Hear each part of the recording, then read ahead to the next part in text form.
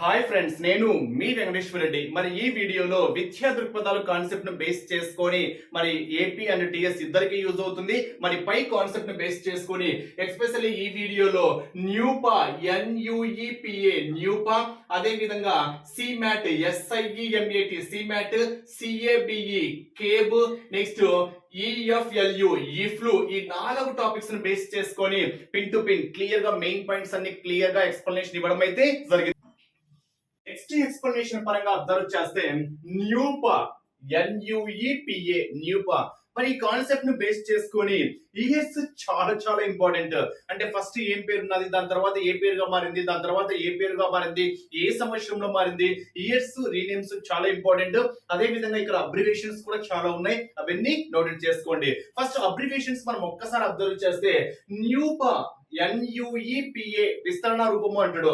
So national university of educational planning and administration noted చేసుకోవాల్సినటువంటి abbreviation friends. ఇది ఎన్యుఈపిఏ న్యూపా అంటాం, national university of educational planning and administration. ఇక్కడ మరో definition, మరో నిర్వచనం కూడా ఉంది. ఓకేనా, మరో విస్తరణ ఫామ్ మనం అబ్జర్వ్ చేస్తే నీపా ఎన్ఐఈపిఏ, మరి నీపా యొక్క ఫుల్ ఫామ్ ఏంటి అంటే నేషనల్ ఇన్స్టిట్యూట్. ఇక్కడ ఐ అంటే ఇక్కడ అర్థమేంటి ఇన్స్టిట్యూట్, ఇక్కడ యు అంటేనేమో యూనివర్సిటీ, ఇక్కడ ఐ అయితేనేమో ఇన్స్టిట్యూట్. నోటెడ్ చేసుకోవాలి, national institute for educational planning and administration. ఇది సెకండ్ విస్తరణ రూపము.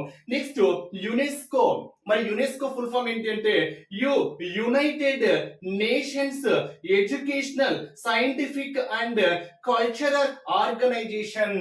సో నోటెడ్ చేసుకోవాల్సినటువంటి 3 ఫుల్ ఫామ్స్ చూడండి, NUEPA NUEPA, NIEPA NIEPA, UNESCO UNESCO. ఈ 3 ఫుల్ ఫామ్స్ చాలా చాలా ఇంపార్టెంట్. మరి కంటెంట్ లోకి వెళ్తే అసలు న్యూపా అనేది ఫస్ట్ మనది కాదు, ఫస్ట్ యునెస్కో వారు స్థాపించారు. సో యునెస్కో వారు స్థాపించిన తర్వాత దాన్ని మనం టేక్అవుట్ చేసుకోవడం అయితే జరిగింది. మరి ఫస్ట్ యునెస్కో వారు ఏ పేరుతో స్థాపించారు, మళ్ళీ తర్వాత రీనేమ్ గా ఏం మార్చారు, మరి మన భారతదేశము ఎప్పుడు టేకప్ చేసుకోవడం జరిగింది, మరి యునెస్కో వారు పేరు పెట్టినటువంటి దానిని మన భారతదేశం వారు టేకప్ చేసిన తర్వాత ఏ పేరుగా మార్చారు, మళ్ళీ దానిని ఏ పేరుగా మార్చారు, అదంతా మనం హిస్టరీ అబ్జర్వ్ చేసే ముందు ఫస్ట్ ఈ న్యూపా సంస్థ యొక్క ముఖ్య ఉద్దేశం ఏంటి అని మనం ఫస్ట్ ఒక్కసారి అబ్జర్వ్ చేద్దాం. చాలా చాలా ఇంపార్టెంట్. మరి ఉద్దేశం ఏంటి అంటే విద్యాధికారులు, అది రాష్ట్ర కావచ్చు కేంద్ర కావచ్చు, కేంద్ర రాష్ట్ర విద్యాధికారులు అంటే అర్థం ఏంటి, లైక్ డిఈఓలు కావచ్చు, ఎస్సీఆర్టీ చైర్మన్స్ కావచ్చు, వైస్ చైర్మన్స్ కావచ్చు, నెక్స్ట్ ఎన్సీఆర్టీ డైరెక్టర్స్ కావచ్చు. అంటే ఎవరైతే విద్యాధికారులు ఉంటారో, ఫర్ ఎగ్జాంపుల్ ఎస్సీఆర్టీ చైర్మన్ ఉన్నాడు అనుకోండి, తను ఎస్సీఆర్టీ యొక్క విధులేంటి, అసలు ఎస్సీఆర్టీ చేయాల్సినటువంటి పనులేంటి, కార్యక్రమాలు ఏంటి, తను దాని గురించి చెప్పాలి అనుకోండి, ఫస్ట్ తను దాన్ని బేస్ చేసుకొని కొన్ని శిక్షణ కార్యక్రమాల్లో పాల్గొంటాడు. అంటే ఫస్ట్ తనకు శిక్షణ ఇచ్చింటారు. అంటే ఫర్ ఎగ్జాంపుల్ ఇప్పుడు మనము ఏదైనా ఒక సంస్థలోకి వెళ్ళాము అనుకోండి, ఆ సంస్థ యొక్క విధి విధానాలన్నీ మనం ముందేం చేస్తారు, మనకు శిక్షణ ఇస్తారు. మనకు శిక్షణ ఇచ్చిన తర్వాత మాత్రమే మనం దాని గురించి మాట్లాడగలము. ఆ శిక్షణ కార్యక్రమాలు, ఆ శిక్షణలు ఏ సంస్థ ఇస్తుంది అంటే న్యూపా వాళ్ళు ఇస్తారు.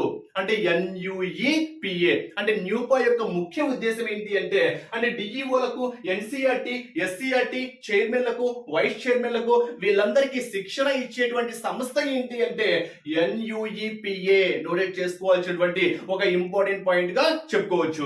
దీన్ని మనం కొంచెం సెంటెన్స్ ఫార్మేషన్ గా మాడిఫై చేసామనుకోండి, విద్యా ప్రణాళిక పరిపాలనా విషయాలలో వివిధ స్థాయిలలో పనిచేస్తున్నటువంటి, అది కేంద్ర కావచ్చు రాష్ట్ర కావచ్చు, విద్యాధికారుల సామర్థ్యాలను మెరుగుపరచడానికి వృత్తిపూర్వక మరియు వృత్యంతర శిక్షణ కార్యక్రమాలను నిర్వహించేటువంటి సంస్థనే మనకి ఏమవుతుంది అంటే న్యూపా ఎన్యుఈపిఏ. అంటే వన్ లైన్ ఆన్సర్ ఏంటి అంటే కేంద్ర రాష్ట్ర విద్యాధికారులు ఎవరైతే ఉంటారో, ఇప్పుడే చెప్పాను కదా example, for example NCERT chairman NCERT గురించి మాట్లాడాలి అనుకోండి, తను ఆ సంస్థ గురించి ఫస్ట్ శిక్షణ పొంది ఉంటాడు.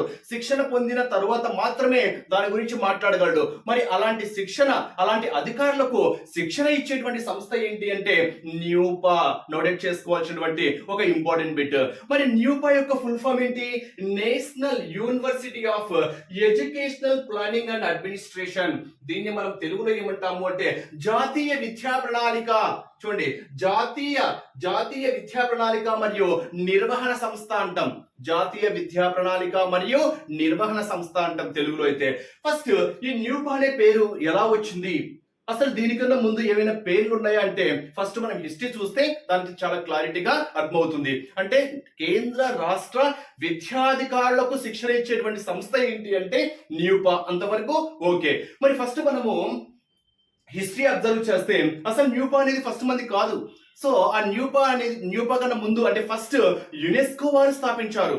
ఆ యునెస్కో వారి నుంచి మనం టేకప్ చేయడం జరిగింది. మరి ఆ యునెస్కో వారు ఎప్పుడు స్థాపించారు, ఫస్ట్ దానికి ఏమని పేరు పెట్టారు అంటే 1962వ సంవత్సరంలో. చూడండి, యునెస్కో వారు 2 సార్లు పేరు మార్చడం జరిగింది. 1962, 1965. అంటే ఇక్కడ మీరు గుర్తుపెట్టుకోవాల్సింది 1962, 1965 అంటేనే మనకు గుర్తు రావాల్సింది ఏంటంటే యునెస్కో వారిది. నెక్స్ట్ 1969 భారతదేశం టేక్అవుట్ చేసిన జరిగింది. 1969 నుంచి 79 నుంచి 2006, 2006 నుంచి 2009. మరి ఏ విధంగా మారింది ఆ ఇయర్స్ మనం ఒక్కసారి అబ్జర్వ్ చేస్తే ఫస్ట్ యునెస్కో వారు 1962వ సంవత్సరంలో, ఎప్పుడు 1962వ సంవత్సరం నోటెడ్ చేసుకోవాలి. 1962, 1965 అంటేనే ఆ 2 సంవత్సరాలు మనకు యునెస్కో అనే పేరు బట్టి గుర్తు రావాలి. అంటే ఫస్ట్ ఈ సంస్థను స్థాపించిన వారు ఎవరు, ఫస్ట్ యునెస్కో వారి నుంచి మనం టేకప్ చేయడం జరిగింది. ఆ యునెస్కో వారు 1962వ సంవత్సరంలో దానికి ఏమని పేరు పెట్టారు అంటే ఈ Asian Regional Centre for Educational Planners and administrators. Noted చేసుకోవాలి. ఏషియన్ చూడండి, Asian Regional Centre for Educational Planners and administrations అనేటువంటి పేరు యునెస్కో వారు పెట్టారు. ఏ సంవత్సరంలో పేరు పెట్టారు అంటే 1962వ సంవత్సరంలో పేరు పెట్టారు. మరి యునెస్కో అంటే ఇప్పుడే ఫుల్ ఫామ్ చెప్పాను కదా. యునెస్కో యొక్క పూర్తి విస్తరణ ఫామ్ ఏంటి, United nations educational scientific and cultural Organization. UNESCO యొక్క పూర్తి రూపము. నెక్స్ట్ 1962లో Asian Regional Centre for Educational Planners and Administration పేరును 1965వ సంవత్సరంలో ఆ యునెస్కో వారే పేరు మార్చారు. ఓకేనా, వేరే వారు కాదు, అదే సంస్థ యునెస్కో వారే 62లో ఉన్నటువంటి పేరును 65లో ఏమని మార్చారు అంటే ఇక్కడ రీజనల్ సెంటర్ బదులుగా ఏమని మార్చారు అంటే ఇన్స్టిట్యూట్ ఆఫ్ అని పేరు మార్చారు. అంటే ఇక్కడ రీజనల్ సెంటర్ అనేది మనకు 62 అయితే ఏషియన్, ఓకే, మిగతా మొత్తం same. Asian Regional Centre for అంటేనేమో 1962లో, మరి అదే యునెస్కో వారు 1965వ సంవత్సరంలో ఏమని పేరు మార్చారు అంటే ఏషియన్ ఇన్స్టిట్యూట్ ఆఫ్, ఓకేనా, రీజనల్ సెంటర్ బదులు ఏమొచ్చింది ఇక్కడ institute of educational planning and administrations గా పేరు మార్చడం అయితే జరిగింది. అంటే 1962, 1965 ఈ 2 సంవత్సరాలు ఎవరికి సంబంధించినవి అంటే యునెస్కోకు సంబంధించినవి. నోటెడ్ చేసుకోవాల్సినటువంటి పాయింట్. మరి 1965వ సంవత్సరం పేరు మార్చిన తర్వాత 1969వ సంవత్సరంలో, ఎప్పుడు 1969వ సంవత్సరంలో యునెస్కో వారి నుండి భారతదేశం దాన్ని టేకప్ చేయడం జరిగింది. అంటే యునెస్కో నుండి మన దేశము ఏ సంవత్సరంలో టేకప్ చేసింది అంటే 1969వ సంవత్సరంలో టేకప్ చేసింది. మరి 69వ సంవత్సరంలో టేకప్ చేసింది అంటున్నాము.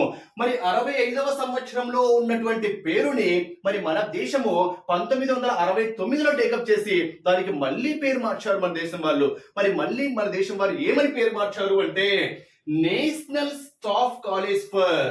చూడండి, సేమ్ మిగతా మొత్తం సేమ్. అంటే ఇక్కడ ఏషియన్ బదులు ఏమని మార్చారు అంటే నేషనల్ అనేటువంటి పేరును తీసుకొచ్చారు. ఇక్కడైతేనేమో ఏషియన్ రీజనల్ సెంటర్ ఫర్, ఇక్కడ ఏషియన్ ఇన్స్టిట్యూట్ ఆఫ్ అని ఉంది.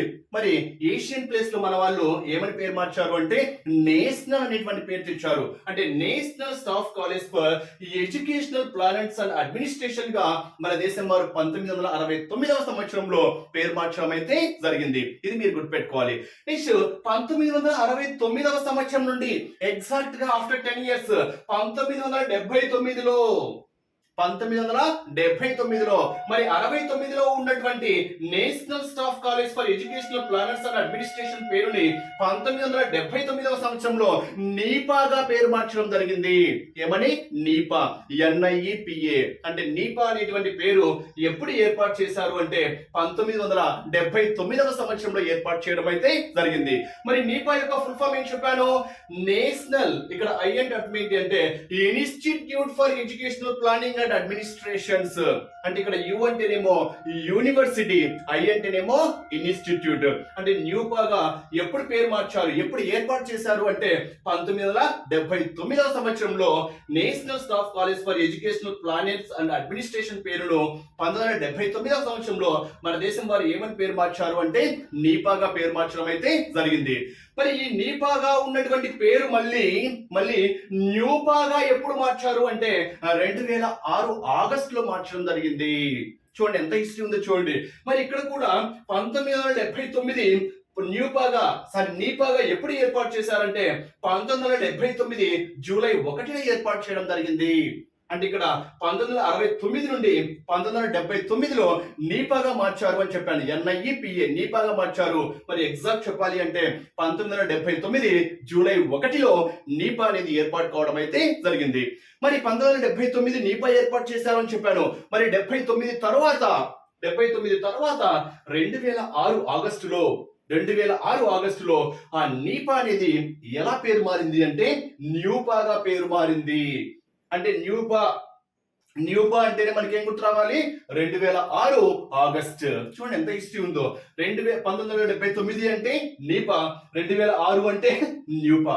మరి ఈ న్యూపా కూడా మళ్ళీ స్వయం ప్రతిపత్తి సంస్థగా అటానమస్ గా, అంటే తనే విధులు నిర్వహించుకునేటువంటి, అంటే స్వతహాగా హక్కులను ఎప్పుడు కల్పించుకున్నారు అంటే 2009వ సంవత్సరంలో. ఇది కూడా మీరు గుర్తుపెట్టుకోవాలి. అంటే నీపా అనేది న్యూపాగా ఎప్పుడు మారింది అంటే 2006 ఆగస్టులో మారింది. మరి 2009లో వచ్చేసరికి న్యూపాకు స్వయం ప్రతిపత్తి సంస్థగా ఏర్పాటు చేయడం అయితే జరిగింది. ఇది క్లియర్ హిస్టరీ ఇక్కడ. మరి ఇప్పుడు ప్రస్తుతము న్యూపా ఛాన్సలర్ ఎవరు అంటే మహేష్ చంద్ర పంత్. ప్రస్తుత న్యూపా ఛాన్సలర్ ఎవరు అంటే మహేష్ చంద్ర పంత్. మరి వైస్ ఛాన్సలర్ ఎవరు అంటే NV వర్గీస్. ప్రస్తుత న్యూపా వైస్ ఛాన్సలర్ ఎవరు? NV వర్గీస్. ఇది హిస్టరీ మనం ఒక్కసారి క్లియర్ గా అబ్జర్వ్ చేస్తే. అంటే ఇక్కడ మీరు 2 పాయింట్స్ గుర్తుపెట్టుకోవాలి. 1962, 1969 అంటే యునెస్కో అని గుర్తు రావాలి. ఆ పేర్లు నోట్ కావాలి. భారతదేశం ఎప్పుడు టేకప్ చేసింది? 1969లో టేకప్ చేసింది. 69 నుంచి 79లో ఏమని పేరు మార్చింది? నీపాగా మార్చారు. 79 తర్వాత 2006లో నీపాని ఏమని మార్చారు? న్యూపాగా మార్చారు. మరి న్యూపాకు స్వయం ప్రతిపత్తి సంస్థగా ఏర్పాటు చేసినటువంటి సంవత్సరం ఏంటి? 2009. ఇవి మీరు హిస్టరీ అబ్జర్వ్ చేయాల్సినటువంటి పాయింట్స్. ఓకేనా? నెక్స్ట్ మరి ఆ న్యూపా యొక్క విధులు ఏంటి అని మనం ఒక్కసారి అబ్జర్వ్ చేస్తే సీనియర్ విద్యాధికారులకు శిక్షణ ఇస్తుంది. ఇప్పుడే చెప్పాను కదా. సో కేంద్ర రాష్ట్ర విద్యాధికారులు ఎవరైతే ఉంటారో వారికి శిక్షణ ఇవ్వడం అయితే జరుగుతుంది. నెక్స్ట్ UGC, UNE, యునెస్కో అనుబంధంగా పనిచేసేటువంటి సంస్థ కూడా మనం ఏం చెప్పొచ్చు అంటే న్యూపాగా చెప్పొచ్చు. జాతీయ స్థాయిలో సెమినార్స్, చర్చలు నిర్వహిస్తుందని కూడా చెప్పొచ్చు. పీరియాడికల్స్, జర్నల్స్ ని రిలీజ్ చేస్తుంది. అదే విధంగా దక్షిణాసియాలోనే అతి పెద్ద సంస్థగా మనం ఏం చెప్పుకోవచ్చు అంటే న్యూపాగా చెప్పుకోవచ్చు. మరి ఈ న్యూపా ప్రధాన కార్యాలయం ఎక్కడ ఉంది అంటే న్యూఢిల్లీలో కలదు. న్యూపా ప్రధాన కార్యాలయం ఎక్కడ కలదు? న్యూఢిల్లీలో కలదు. ఆసియాలోనే అతి పెద్ద సంస్థగా పేరు పొందింది కూడా మనం ఏం చెప్పొచ్చు అంటే న్యూపాగా చెప్పొచ్చు. ఇవి కొన్ని మెయిన్ పాయింట్స్ మనము ఒక్కసారి అబ్జర్వ్ చేయండి. నెక్స్ట్ మరో పాయింట్ అబ్జర్వ్ చేస్తే ఎంఫిల్, పిహెచ్డీలను కూడా ప్రవేశపెట్టినటువంటి సంస్థ, ఎంఫిల్, పిహెచ్డీ ఇలాంటి వాటిని కూడా ప్రవేశపెట్టినటువంటి సంస్థ కూడా మనము న్యూపాగా చెప్పుకోవచ్చు. నెక్స్ట్ ఎక్స్ప్లెనేషన్ అబ్జర్వ్ చేస్తే CMAT, SIEMAT. మరి ఇక్కడ ఒక్కసారి మనం అబ్జర్వ్ చేస్తే అబ్రివేషన్ చూడండి. State institute of educational management and training. మళ్ళీ చెప్తున్నా, అబ్రివేషన్స్ చాలా important. So state institute of educational management and training. దీన్ని మనం తెలుగులో రాష్ట్ర విద్యా యాజమాన్య శిక్షణ సంస్థ రాష్ట్ర విద్యా యాజమాన్య శిక్షణ సంస్థ అంటాం. ఓకేనా, state institute of educational management and training. మరి మనకు ఇందాక చెప్పాను కేంద్ర స్థాయిలో న్యూపా ఏ విధంగా అయితే పనిచేస్తుందో, మరి రాష్ట్ర స్థాయిలో పనిచేసేది ఏంటి అంటే సిమాట్. అంటే ఎగ్జామ్ పాయింట్ ఆఫ్ వ్యూ లో న్యూపా మాదిరిగా రాష్ట్ర స్థాయిలో పనిచేసేటువంటి సంస్థను గుర్తించండి అంటాడు. చూడండి ఎగ్జామ్ పాయింట్ ఆఫ్ వ్యూ లో న్యూపా అంటే ఇక్కడ NUEPA. ఓకేనా, న్యూపా మాదిరిగా రాష్ట్ర స్థాయిలో పనిచేసేటువంటి సంస్థ ఏంటి అంటే సిమాట్. SIEMAT. నోటెడ్ చేసుకోవాల్సినటువంటి ఒక ఇంపార్టెంట్ పాయింట్. అంటే ఇక్కడ కేంద్ర స్థాయిలో జాతీయ స్థాయిలో అయితే మనకు న్యూపా అని చెప్పాము, ఇక్కడ రాష్ట్ర స్థాయిలో అయితేనేమో సిమాట్. అందుకే మనం ఇక్కడ స్టేట్ అనేది ఈజీగా గుర్తుపెట్టుకోవచ్చు. అంటే కేంద్ర స్థాయిలోని న్యూపా ఆదర్శంగా రాష్ట్ర స్థాయిలో ఏర్పాటు చేసిన సంస్థ ఏంటి అంటే సిమాట్. మరి సిమాట్ ఎప్పుడు ఏర్పాటు చేశారు అంటే మీకు ఇందాక న్యూపాలో కూడా క్లియర్ గా చెప్పాను, భారతదేశం ఎప్పుడు టేకప్ చేసిందని చెప్పాను. అక్కడ సేమ్ అలాగే 1979వ సంవత్సరంలో ఈ సిమాట్ ఏర్పాటు చేయడం అయితే జరిగింది. మరి డిఎస్సి ఎవరి ఆధ్వర్యంలో పనిచేస్తుంది అంటే డిఎస్సి పాఠశాల విద్యాశాఖ ఆధ్వర్యంలో పనిచేస్తుంది. అంటే ఇక్కడ సిమాట్ అనేది ఎవరి ఆధ్వర్యంలో పనిచేస్తుంది అంటే డిఎస్సి ఫుల్ ఫామ్ ఏంటి అంటే డైరెక్టరేట్ ఆఫ్ స్కూల్ ఎడ్యుకేషన్. ప్రతిదీ అబ్రివేషన్స్ చాలా important. So DSC full form ఏంటి అంటే డిఎస్ఈ అంటే చూడండి డైరెక్టరేట్ ఆఫ్ స్కూల్ ఎడ్యుకేషన్, పాఠశాల విద్యాశాఖ ఆధ్వర్యంలో పనిచేసేటువంటి సంస్థ ఏంటి అంటే సిమాట్ గా మనం ఇక్కడ చెప్పుకోవచ్చు. నెక్స్ట్ విద్యావేత్తలకు రాజకీయ నాయకులకు కిందకనే చెప్పాను. ఓకేనా, విద్యావేత్తలకు న్యూపాలో ఏ విధంగా అయితే మనకు శిక్షణ ఇస్తారో అదే విధంగా సిమాట్ లో కూడా శిక్షణ ఇవ్వడం అయితే జరుగుతుంది. రాజకీయవేత్తలకు కూడా అంటే రాష్ట్ర విద్యాశాఖ మంత్రి ఉంటాడు, వాళ్ళకు ఏ విధంగా పథకాలు అమలు అవుతున్నాయి, ఏ విధమైనటువంటి కార్యక్రమాలు అమలు చేస్తున్నారు, వాళ్ళకు కూడా శిక్షణ ఖచ్చితంగా ఇవ్వాల్సిందే. సో రాజకీయ నాయకులకు కావచ్చు, విద్యావేత్తలకు కావచ్చు, వీళ్ళందరికీ శిక్షణ ఇచ్చేటువంటి సంస్థ కూడా మనం ఏం చెప్పుకోవచ్చు అంటే రాష్ట్ర స్థాయిలో సిమాట్ గా చెప్పుకోవచ్చు. నెక్స్ట్ ఉపాధ్యాయులకు వృత్తిపూర్వ వ్యక్తిగత శిక్షణ ఏర్పాటు చేయడం కూడా ఈ సంస్థ యొక్క ప్రధాన ఉద్దేశంగా చెప్పుకోవచ్చు. సో మీకు న్యూపా మాదిరిగానే సిమాట్ అయితే అదైతే ఏంటి నేషనల్. ఓకేనా, కేంద్ర స్థాయిలో ఏ విధంగా అయితే పనిచేస్తుందో ఇక్కడ సిమాట్ అనేది రాష్ట్ర స్థాయిలో పనిచేస్తుంది. మరి సిమాట్ ఏ సంవత్సరంలో ఏర్పాటు చేశారు అంటే 1979వ సంవత్సరంలో ఏర్పాటు చేశారు. మీరు ఇక్కడ నోటెడ్ చేసుకోవాలి. అదే విధంగా అబ్రివేషన్ చాలా ఇంపార్టెంట్. సిమాట్ అబ్రివేషన్ ఏంటి? State institute of educational management and training. ఇది మనకు సిమాట్ కు సంబంధించింది. ఓకేనా, న్యూపా సిమాట్ రెండు రిలేటెడ్ టాపిక్స్ అన్నమాట. నెక్స్ట్ కంటిన్యూషన్ లో కేబ్. మరి ఇక్కడ కేబ్ యొక్క ఫుల్ ఫామ్ ఏంటి అంటే central advisory board of education. చాలా ఇంపార్టెంట్ అబ్రివేషన్. ఓకేనా, cab central advisory board of education. మీరు అబ్రివేషన్ నోటెడ్ చేసుకోవాలి. మరి కేబ్ సంస్థ ఎప్పుడు ఏర్పాటైంది అంటే 1921లో ఏర్పాటైంది. కొన్ని బుక్స్ లో 1920 అని కూడా ఉంది ఫ్రెండ్స్. మరి 1920 అని కొన్ని బుక్ లో ఉంది, 1921 అని కూడా మరి కొన్ని బుక్ లో అయితే ఇవ్వడం అయితే జరిగింది. బట్ కేబ్ అయితే ఇక్కడ నేను 1921లో ఏర్పాటైంది అయితే రాశాను. మరి ఇక్కడ మీరు ఇంకో రెండు పాయింట్స్ గుర్తుపెట్టుకోవాలి. 1921లో ఏర్పాటైంది. నెక్స్ట్ 1923లో రద్దయింది. అంటే 1921లో ఏర్పాటు చేశారు, మళ్ళీ ఏమైంది 1923లో రద్దు చేయడం జరిగింది. నెక్స్ట్ 1935లో మళ్ళీ పునరుద్ధరించబడడం జరిగింది. అంటే మళ్ళీ ఏర్పాటు చేయడం అయితే జరిగింది. అంటే ఇక్కడ మీరు గుర్తుపెట్టుకోవాల్సింది కేబ్ అనేది 1921లో ఏర్పాటు చేశారు. ఏర్పాటు చేసిన తర్వాత 2 సంవత్సరాల తర్వాత 1923వ సంవత్సరంలో దాన్ని రద్దు చేశారు. మళ్ళీ రద్దు చేసిన తర్వాత మళ్ళీ పునరుద్ధరించబడింది ఎప్పుడు అంటే 1935వ సంవత్సరంలో పునరుద్ధరించబడడం అయితే జరిగింది. ఇవి మీరు 3 పాయింట్స్ అయితే నోటెడ్ చేసుకోవాలి. 1921లో ఏర్పాటైంది, 23లో రద్దయింది, మళ్ళీ పునరుద్ధరించబడినటువంటి సంవత్సరం ఏంటి 1935వ సంవత్సరము. నెక్స్ట్ షార్ట్లర్ కమిషన్ సిఫారసుల మేరకు కేబ్ అనేది ఏర్పడింది. మరి షార్ట్లర్ కమిషన్ అంటే మనకు 1917 అనేది నోటెడ్ కావాలి. ఓకేనా, మీకు స్వాతంత్రానంతరము స్వాతంత్ర పూర్వ అక్కడ మీకు విద్యా కమిటీలు మనం ఒకసారి అబ్జర్వ్ చేస్తే షార్ట్లర్ కమిటీ అంటేనే మనకు నోటెడ్ కావాల్సింది ఏంటి 1917వ సంవత్సరము. ఓకేనా, షార్ట్లర్ కమిషన్ అంటేనే 1917వ సంవత్సరము. అధ్యక్షుడు ఎవరని చెప్పింటాం మీకు? సర్ మైఖేల్ షార్ట్లర్. Sir Michael Sadler. మీకు ప్రతిదీ నోటెడ్ కావాలి, ఓకేనా. షాడ్లర్ కమిషన్ అంటేనే మీకు మైండ్ లో ఆ వర్డ్ వచ్చిన వెంటనే షాడ్లర్ కమిషన్ అంటేనే 1917 అని గుర్తు రావాలి. సర్ మైకేల్ షాడ్లర్ అనేది కూడా మీరు అధ్యక్షుడిగా ఉన్నప్పుడు ఏర్పాటు చేసినటువంటి కమిటీ అనేది కూడా మీకు మైండ్ లో నోటెడ్ కావాలి. నెక్స్ట్ సిఏ కేబ్ కేంద్ర విద్యా మంత్రిత్వ శాఖకు సలహాదారుగా పనిచేస్తుంది. నెక్స్ట్ కేబ్ సంస్థ యొక్క చైర్మన్ ఎవరైతే కేంద్ర విద్యాశాఖ మంత్రి, అంటే అప్పుడు ఎవరైతే కేంద్ర విద్యాశాఖ మంత్రి ఎవరైతే ఉంటారో ఆ కేంద్ర విద్యాశాఖ మంత్రినే కేబ్ సంస్థకు చైర్మన్ గా పనిచేస్తారు. నెక్స్ట్ విద్యా సంబంధ కార్యక్రమాలను అమలు చేస్తుంది. కేబ్ మాదిరిగానే సేబ్ లను ఏర్పాటు చేయాలని చెప్పింది ఏంటి అంటే పిఓఏ. అంటే కేబ్ మాదిరిగానే ఇక్కడ కేబ్ అంటే సెంట్రల్ అడ్వైజర్ అని చెప్పాను కదా, ఇక్కడ ఎస్ఏపిఈ అంటే state advisory board of education, ఓకేనా. కేబ్ మాదిరిగానే సేబ్ లను ఏర్పాటు చేయాలని చెప్పింది ఏంటి అంటే పిఓఏ. మరి పిఓఏ ఫుల్ ఫామ్ ఏంటి అంటే ప్రోగ్రామ్ ఆఫ్ యాక్షన్, ఆచరణాత్మక కార్యక్రమం అంటాం, ఓకేనా. Programme of action. మరి ఈ ప్రోగ్రామ్ ఆఫ్ యాక్షన్ అంటే పిఓఏ ఏం చెప్తుందంటే విద్యా విధానాలను ఎలా అమలు చేయాలో నిర్దేశించేటువంటి కమిటీ మనకి ఏంటి అంటే పిఓఏ. అంటే పిఓఏ ఏం చేస్తుంది అంటే విద్యా విధానాలను ఎలా అమలు చేయాలో నిర్దేశించేటువంటి కమిటీనే మనకి ఏంటి అంటే పిఓఏ. పిఓఏ ఫుల్ ఫామ్ ఏంటి? Programme of action.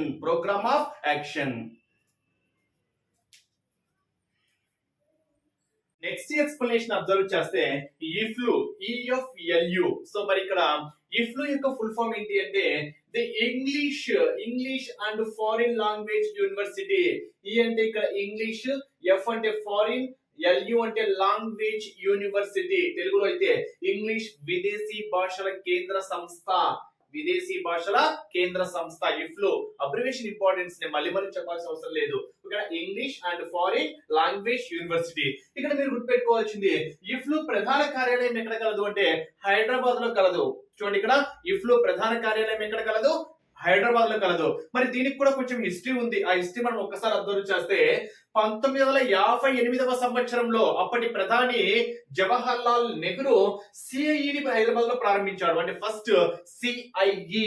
చూడండి, ఇక్కడ 1958లో అంటే మనకు ఇఫ్లు అనేది చాలా సంవత్సరాల తర్వాత వచ్చింది. ఫస్ట్ ఇఫ్లు యొక్క ప్రధాన కార్యాలయం అయితే హైదరాబాద్ లో కలదు.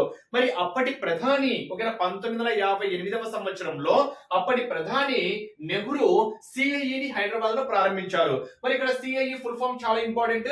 మరి సిఐఈ ఫుల్ ఫామ్ ఏంటి అంటే సెంట్రల్ ఇన్స్టిట్యూట్ ఆఫ్ ఇంగ్లీష్. అంటే ఇక్కడ CIE central institute of English ఎప్పుడు ఏర్పాటైంది అంటే 1958లో ఏర్పాటైంది. ఎవరు ఏర్పాటు చేశారు అంటే అప్పటి ప్రధాని నెహ్రూ ఏర్పాటు చేయడం అయితే జరిగింది. మరి ఈ సిఐఈ యొక్క ప్రధాన ఉద్దేశం ఏంటి? కేవలం ఇంగ్లీష్ మాత్రమే నేర్పించడము. ఇక్కడ అబ్రివేషన్ లోనే ఉంది. సిఐఈ అంటే సెంట్రల్, ఓకేనా, సెంట్రల్ ఇన్స్టిట్యూట్ ఆఫ్ లాంగ్వేజ్ అని చెప్పాను. అంటే ఇక్కడ ఇంగ్లీష్ మాత్రమే, కేవలం ఇంగ్లీష్ మాత్రమే నేర్పిస్తారనేటువంటి ఉద్దేశం మనం ఇక్కడ చెప్పుకోవచ్చు.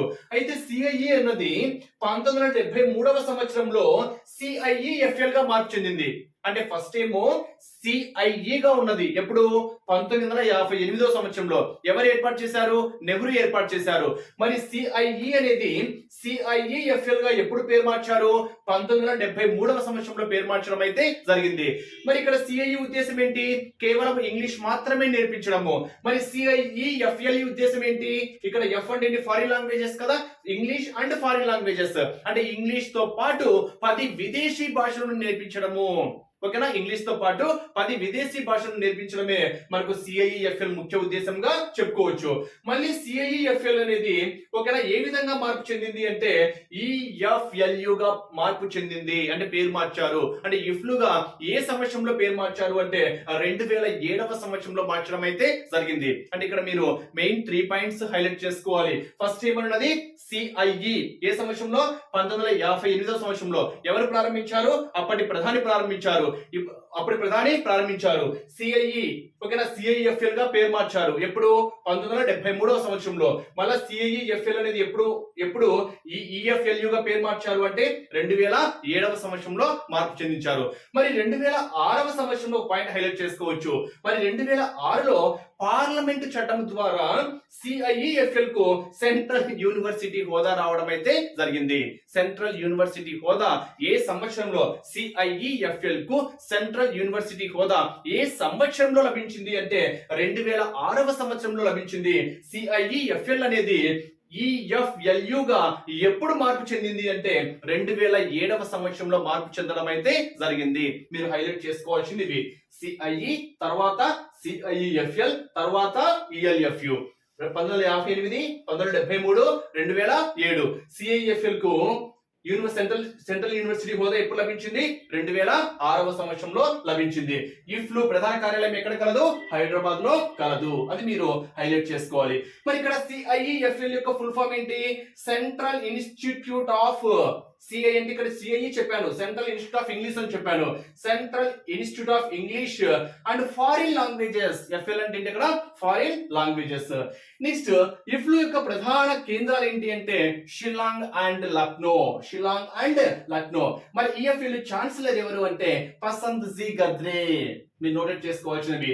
ఇఫ్లు ఛాన్సలర్ ఎవరు? పసంద్ జీ గద్రే. మరి ఛాన్సలర్ ను ఎవరు నియమిస్తారు? ఛాన్సలర్ ఇక్కడ ఎవరు చెప్పాను? పసంద్ జీ గద్రే అని చెప్పారు. మరి ఈ ఛాన్సలర్ ను ఎవరు నియమిస్తారు అంటే రాష్ట్రపతి నియమిస్తారు. అంటే ఛాన్సలర్లను ఎవరు నియమిస్తారు అంటే రాష్ట్రపతి నియమిస్తారు. మరి ఇఫ్లు వైస్ ఛాన్సలర్ VC ఎవరు అంటే సురేష్ కుమార్. మరి ఈ వైస్ ఛాన్సలర్లను ఎవరు నియమిస్తారు అంటే గవర్నర్ నియమిస్తారు. ఇక్కడ మీరు గుర్తుపెట్టుకోవాల్సినటువంటి రెండు ఇంపార్టెంట్ బిట్స్ ఏంటి అంటే ఛాన్సలర్ అయితేనేమో రాష్ట్రపతి నియమిస్తాడు, వైస్ ఛాన్సలర్ అయితేనేమో గవర్నర్ నియమిస్తాడు. ఇఫ్లు ఛాన్సలర్ ఎవరు అంటే పసంద్ జీ గద్రే. ఇఫ్లు యొక్క వైస్ ఛాన్సలర్ ఎవరు అంటే సురేష్ కుమార్. మీరు నోటెడ్ చేసుకోవాల్సినటువంటి ముఖ్యమైనటువంటి పాయింట్స్. మరి ఇఫ్లు ప్రధాన కార్యాలయం ఎక్కడ కలదు? హైదరాబాద్ లో కలదు. మరి ఇఫ్లు ఇంగ్లీష్ పైన short term long term courses కూడా నేర్పిస్తుంది, అందిస్తుంది. అదే విధంగా English long term short term courses తో పాటు విదేశీ భాషలు కూడా ఇఫ్లు అనేది నేర్పించడం అయితే జరుగుతుంది. నెక్స్ట్ PG, MPhil, PhD ఉపాధ్యాయ విద్యలకు సంబంధించినటువంటి కోర్సులు కూడా ఇఫ్లు అనేది అందిస్తుంది. ఆంగ్ల పుస్తకాల రచనతో పాటు ఆంగ్ల ఉపాధ్యాయులకు శిక్షణ ఇచ్చేటువంటి సంస్థ కూడా మనం ఏం చెప్పుకోవచ్చు అంటే ఇఫ్లుగా చెప్పుకోవచ్చు. ఇవి ఇఫ్లుకు సంబంధించినటువంటి కొన్ని ముఖ్యమైనటువంటి పాయింట్స్.